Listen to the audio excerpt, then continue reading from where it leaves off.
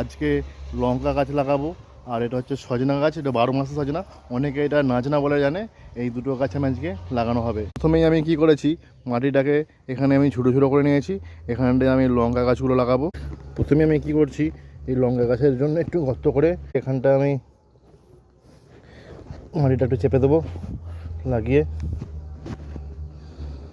প্রায় 1 হাত ছাড়া লাগাচ্ছি, যাতে বড় হয়ে শাখা পোশাখা চালাতে পারে, সেই জন্য 1 হাত ছাড়া ছাড়া লাগাচ্ছি।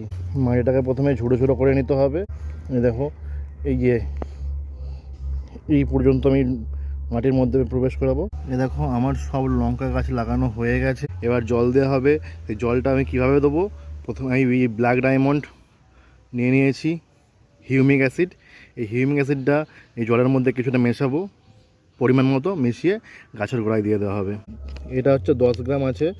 10 গ্রাম হিউমিক অ্যাসিড 10 লিটার জলে গোলার জন্য দরকার। আমি এর মধ্যে প্রায় 4 লিটার জল নিয়েছি, পরিমাণ মতো এর মধ্যে আমি দিয়ে দিচ্ছি। দেখো হিউমিক অ্যাসিডটা আমি জলের মধ্যে দিয়ে দিয়েছি।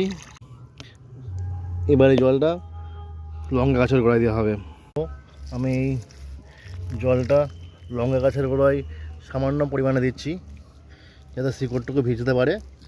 এরপরে যখন পুরো মাটি শুকনো হয়ে যাবে, তারপরে আমি আবার তখন জল দেওয়া হবে। আবার হিউমিক অ্যাসিড মিশ্রিত জল দেওয়ার ফলে গাছের শিকড় তাড়াতাড়ি বৃদ্ধি পাবে, এই জন্য আমি হিউমিক অ্যাসিড মিশ্রিত জলটা দিয়ে দিচ্ছি।